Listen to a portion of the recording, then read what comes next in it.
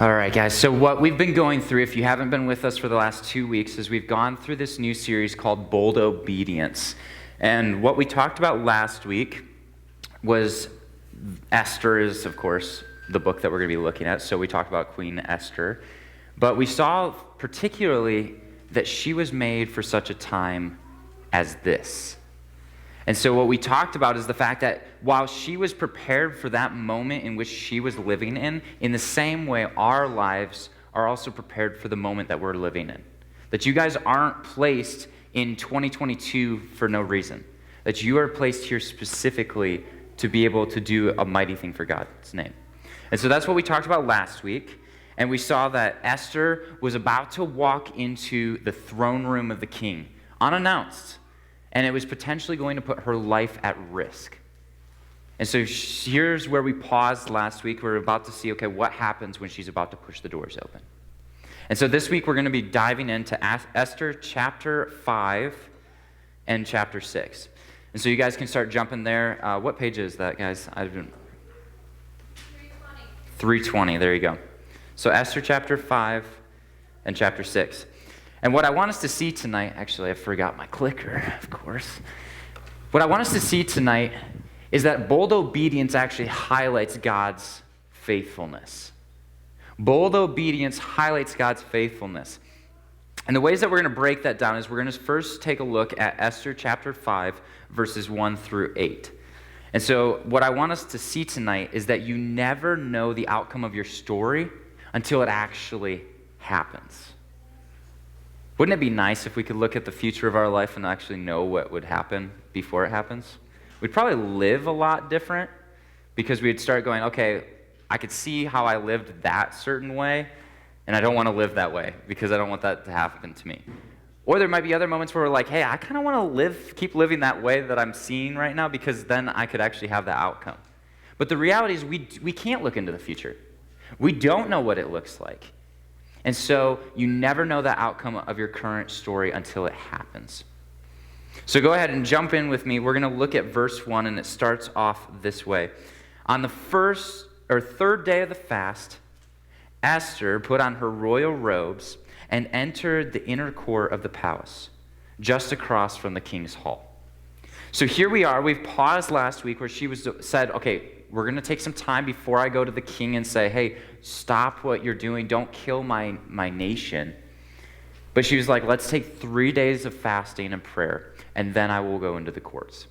And so now this moment, the third day has arrived, and she goes ahead and she puts on these royal robes. She enters and opens the doors to the inner court of the king. And so here, Esther's prepared herself. And again, this is a bold obedience. She isn't merely saying, hey, I'm going to say one thing, but I actually don't do it. No, Esther says, okay, in 3 days' time, I'm going to go before the king. And what does she do? She goes before the king in that 3 days' time. That she actually did it. She didn't just merely say she was going to do it.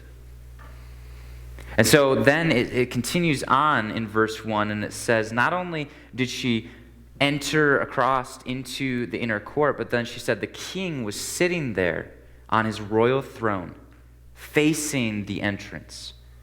And when he saw Queen Esther standing there in the inner court, he welcomed her, and he held out the golden scepter to her. And so Esther approached and touched the end of the scepter.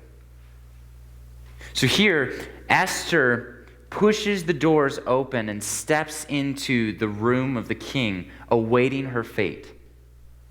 She doesn't know what's going to happen. The reality is, she should have been killed because she did not have direct access to the king in that moment. She didn't make an appeal to the king and say, hey, can I come before you? She came unannounced. So she pushes these doors open. But even though the king could have killed her in this moment, he goes ahead and he responds by holding out his scepter, which means come. And what I was especially thinking is so interesting about this is not only could he have killed her, he could have also banished her. What happened to the last queen? Yeah, she got banished because what? She didn't do what the king said, or she went against the rules of what the king had in place. And yet, here in this moment, God is preparing, he's showing his faithfulness to Esther, because not only does the king not kill her or banish her, but he holds out his scepter and says, come. And so this is an amazing moment where Esther is able to walk before the king unannounced.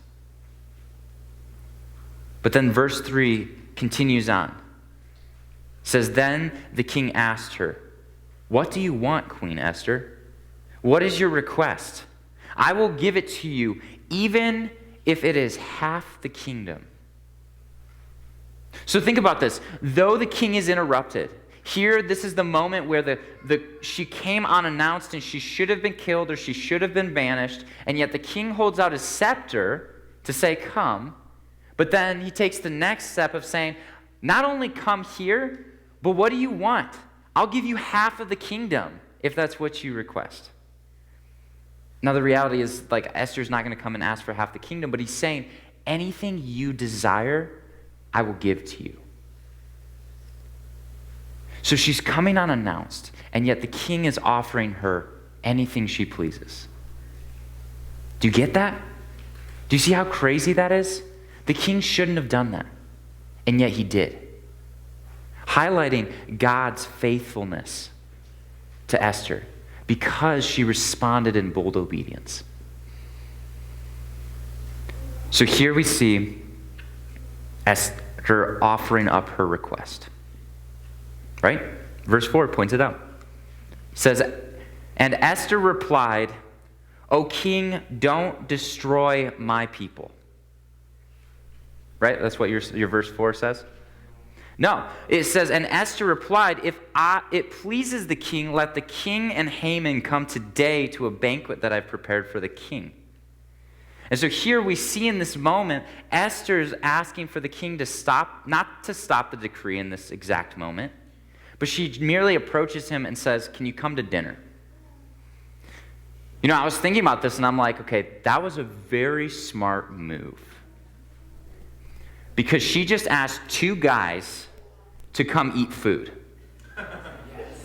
Right? That's really smart.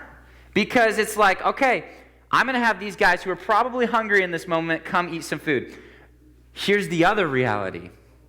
I know this because I am a guy. There's the word hangry. And if you're hangry, it's like kind of a combination of I'm hungry and I'm angry at the same time. And there's no reason to be angry, but you just are because you don't have food in your stomach. And so here in this moment, Esther asks them to come to dinner. And it's a perfect moment where their stomachs are full. And guess what? Their emotions are going to be a lot happier in that moment. They are going to have food in their stomachs, and so they're going to be a lot more prone to hearing what Esther has to say. Very smart. Very smart. But then verse 5 shows us actually having them show up. And it says, the king turned to his attendants and said, tell Haman to come quickly to a banquet, as Esther has requested. And so the king and Haman went to Esther's banquet, and while they were drinking wine, the king said to Esther, also, they're drinking wine, so of course they're going to be in good spirits. But the king said to Esther, now tell me what you really want. What is your request? I will give it to you even if it's half the kingdom. So even after food and wine, the king's response remains the same in this moment. He hasn't forgotten what he's told Esther that he would do. Because he's again offering up half of his kingdom to Esther, or whatever she would desire. And so this is an amazing moment. So here we go. Esther's going to bring the hammer down on Haman. Haman's in the room. This is the perfect moment. Of course that's what she's going to do. And so we step into verse 7. And this says, Esther replied, this is my request, and it's my deepest wish. All right, Esther, now we're talking. Let's go. If I have found favor with the king, and it pleases the king to grant my request and do what I ask, please come with Haman tomorrow to the banquet I will prepare, and then I'll explain what this is all about. Why? Esther, you ruined your moment. This was the perfect opportunity for you to come before the king and tell him, stop, don't annihilate my people. You blew it. And yet, Esther again makes the king wait. That's crazy. She makes a king wait. And now he's probably a lot more ready to hear what Esther has to say. Because you're kind of like, okay, what's going on? I mean, there's a lot of food that's happening, and I'm liking that, but I'm also kind of wanting to know what she actually has to say.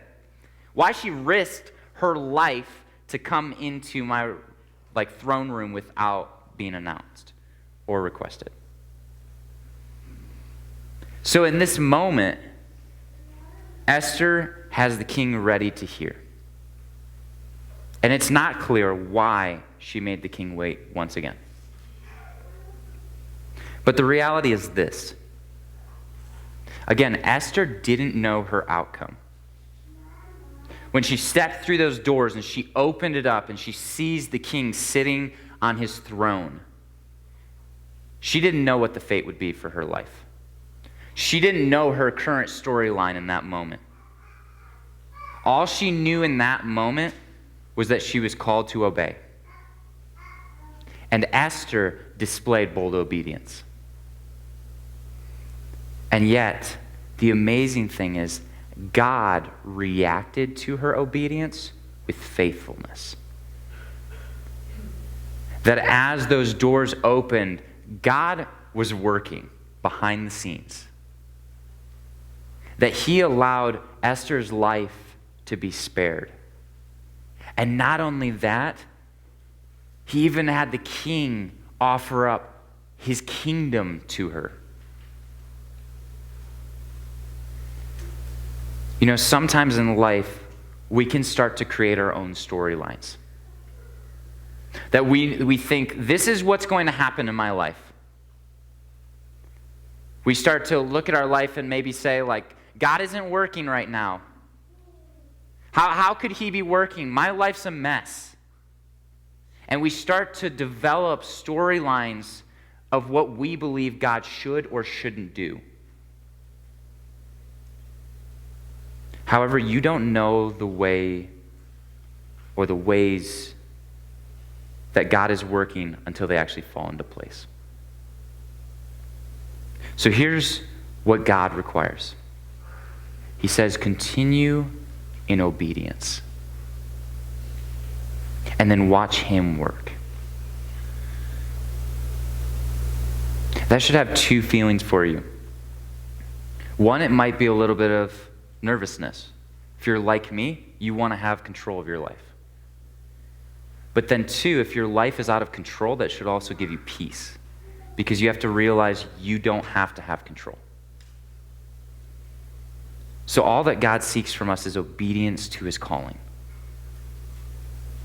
You know, for me this last week, I was going through this devotional and just really felt like I wanted a devotional on peace. And so I was going through each day of all these different little mini devotionals, and as I was going through it, I realized there's a lot of areas in my life that I want to have control of, that I don't want to release to God. Because I'm nervous that if I release them, then I don't have control. Right? Except the reality is you don't have control when you release them to God.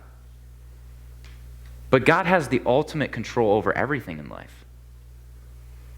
And as I was reading through that devotional this last week, I started to realize a lot of areas in my life that I'm nervous to give up to God.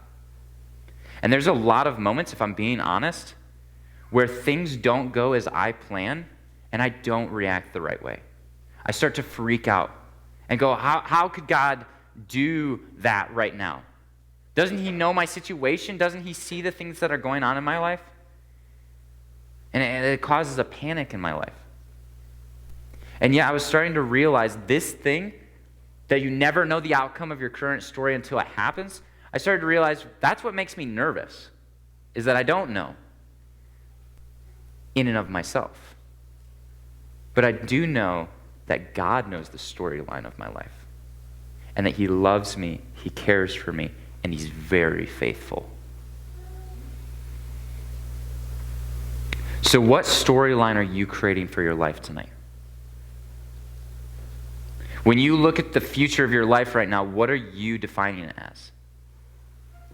And then tonight, how can you be able to release that storyline to God and allow him to have control of your life and to find peace and to see his faithfulness? Because here's the reality. In the second part of this, Esther 9 through 14, we start to see that pride actually hinders us from a bold obedience. Pride hinders us from bold obedience. Because here's the reality. Verse 9 kicks off and it says, Haman was a happy man as he left the banquet. Haman steps back into the story, and what is he? Oh, he is pumped. He just came out of the whole dinner with the queen, and now he's invited back for a second dinner. This is a good life for Haman. Haman is high on this dinner. And yet, it goes on and it says, but when he saw Mordecai sitting at the palace gate, not standing up or trembling nervously before him, Haman became furious. So once again, Mordecai steps into the scene, and here he is, he's steadfast. He's unafraid of Haman. And get this, Mordecai remained faithful against Haman at the beginning. Haman puts in a decree from the king to kill his entire people group. Most situations, most people would turn away and become fearful in that moment. And yet, we see Mordecai in this moment ready to stand up to Haman once again. And so, Mordecai is showing in this moment another bold obedience, a trust in his God. And so, even after Haman has set up this now plot to wipe out Mordecai, it just makes Haman that much more frustrated. And so verse 10 says, however, he restrained himself and he went on home. And I can just imagine Haman in this moment. Like a lot of times, at least this is what I always think, they have like these long coats, and like here he is, he grabs it and just pulls it together and just like, and he just composes himself and he walks away. He's definitely not being the bigger person in this moment, just so you know.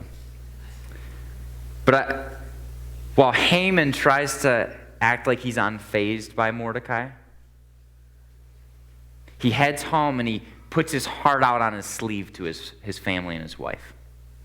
And so we jump in to the end of verse 10, and it says, then Haman gathered again his friends and Zeresh his wife, and boasted to them about his great wealth and his many children, and he bragged about the honors the king had given him and how he had been promoted over all the nobles and officials. And then Haman added, and that's not all. Queen Esther invited only me and the king himself to the banquet she prepared for us, and she has invited me to dine with her and the king again tomorrow. And then he added, but this is all worth nothing as long as I see Mordecai the Jew just sitting there at the palace gate.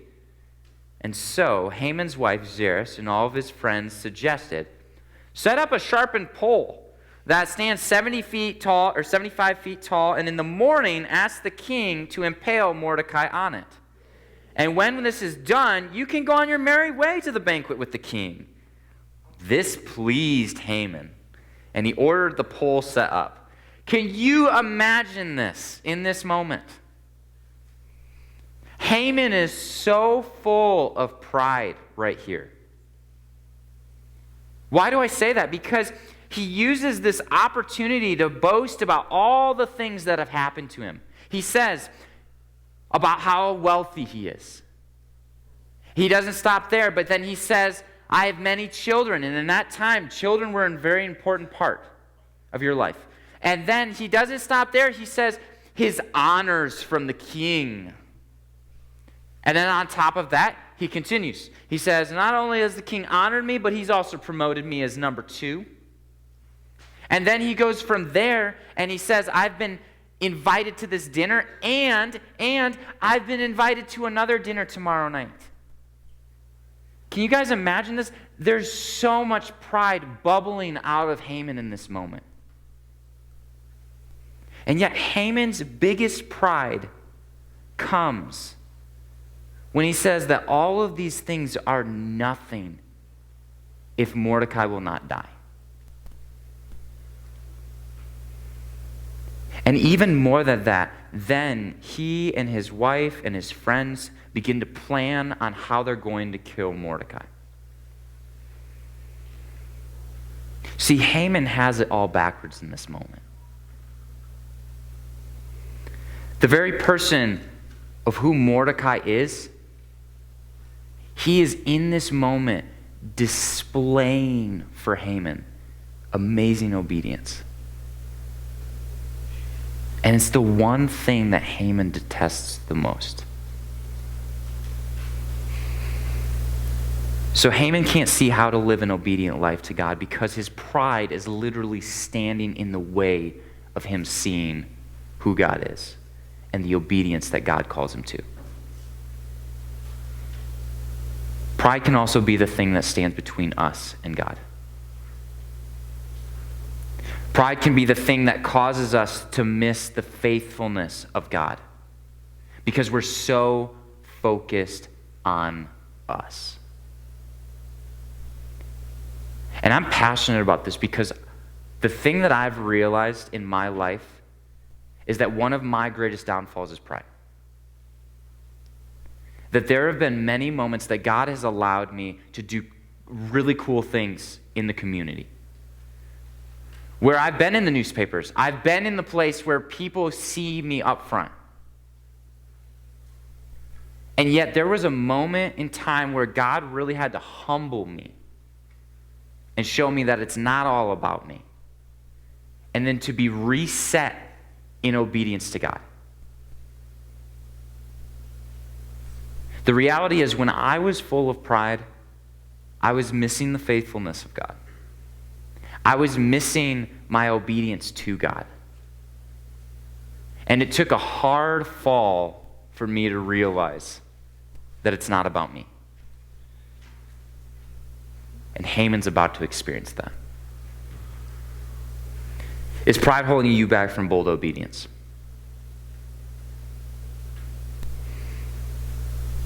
Because the final thing that we're going to see tonight in Esther chapter 6 is that actually obedience offers honor.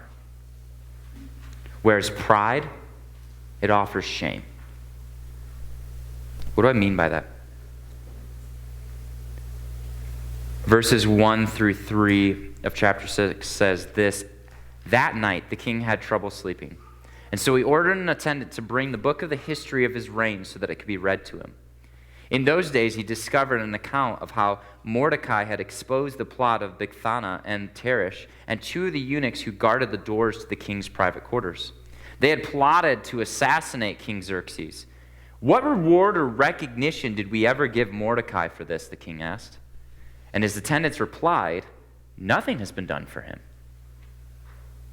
Now the king is in this moment reminded of Mordecai helping save the king from being killed.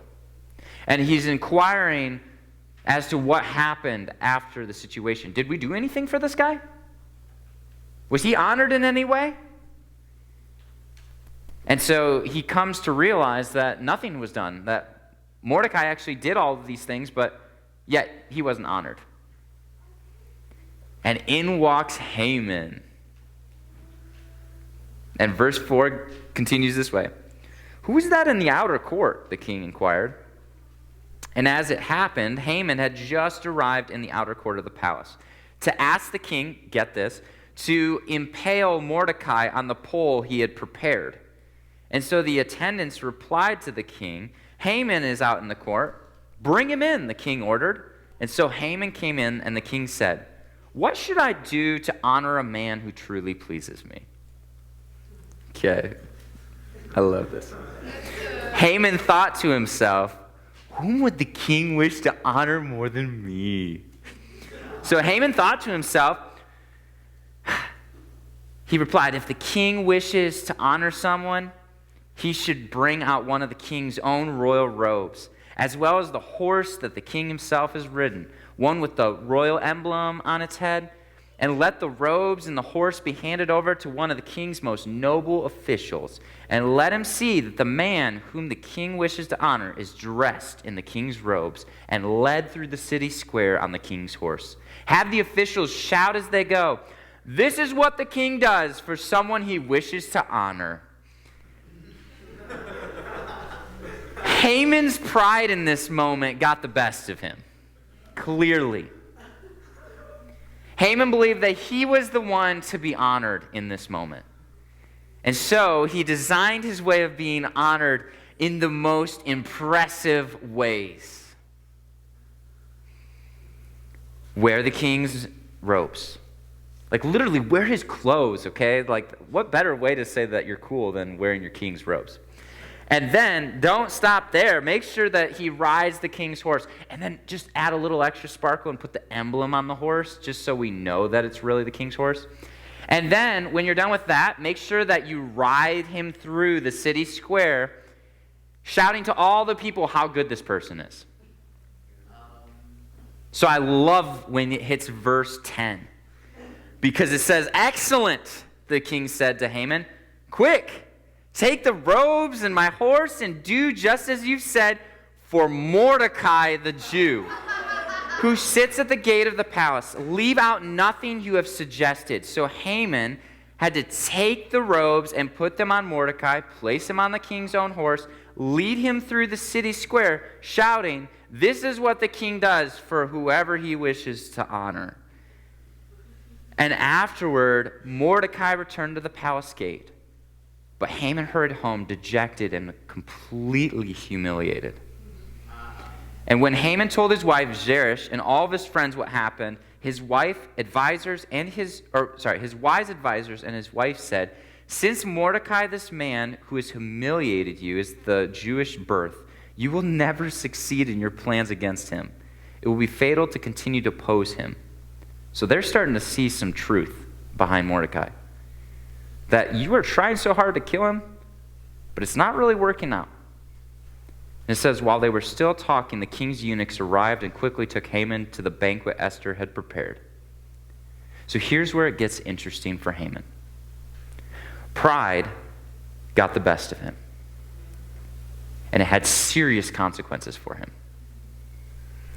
Mordecai received honor. Haman didn't. Obedience offered Mordecai honor. Pride offered Haman shame. And the same is true for us. The reality is, we can either seek obedience to God or we can turn away from him in pride. And both have consequences. Both have realities of what happens next. And yet, when we have a bold obedience, it will offer us a glimpse of God's faithfulness in our life. Much like it did for Esther, as she opened the doors to the throne room.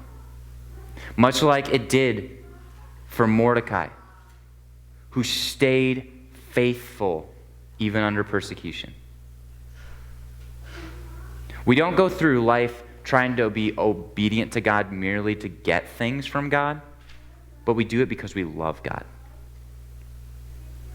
And so here in this story of this week, we get to see the glimpses of how God was so faithful. And yet, you know what's crazy about Esther? As we read, and we're going to finish this off this semester, you're never going to see God's name actually said in this book. It's never going to say, God did this or that. And yet, God is interwoven all throughout this book. That God was faithful even though it seemed like he was hiding. God was faithful even when it seemed like he was far off. And God is still faithful in your life, whether he feels present or he feels distant. So now what? How do you actually put that into practice then? The reality is I've got some questions for you guys to walk through tonight. The first one is, how can you release your storyline to God? Maybe you've been working so hard and gripping so tight to your life. And God's question for you tonight is, how are you going to release it to me?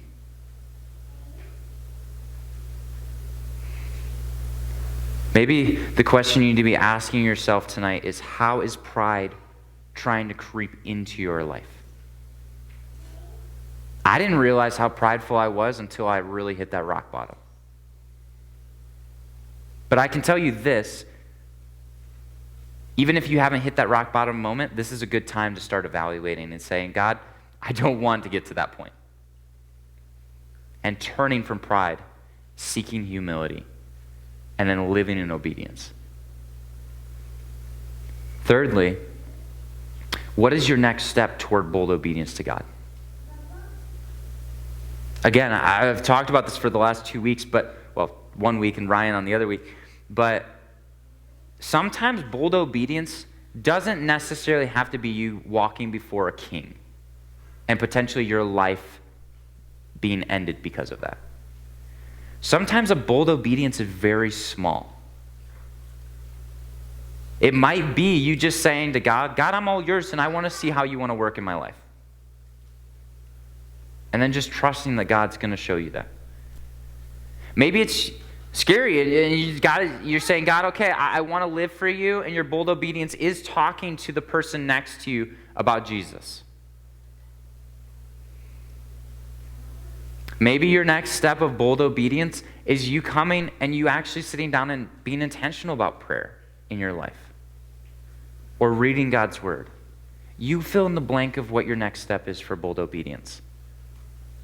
And then experience how bold obedience actually highlights God's faithfulness.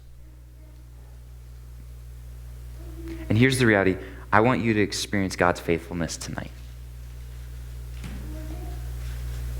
So let me go ahead and pray. God, I thank you for the book of Esther. I thank you for the ways in which we get to see different characters and the ways in which they live out their lives, for better or for worse. And all of them can help us look at our own life, evaluate our own life, and see how we can look more like you. And so, God, I just ask that tonight you would just help us to be able to be focused on you, to be able to walk out of this place, to see your faithfulness, to walk in obedience. And so these couple questions that I've asked these students tonight, God, I ask that one of them would stand out to them and that they would seriously contemplate that in their own life. And then to get to watch you work in really, really cool ways. And so I pray this in your Son's name, Jesus Christ. Amen.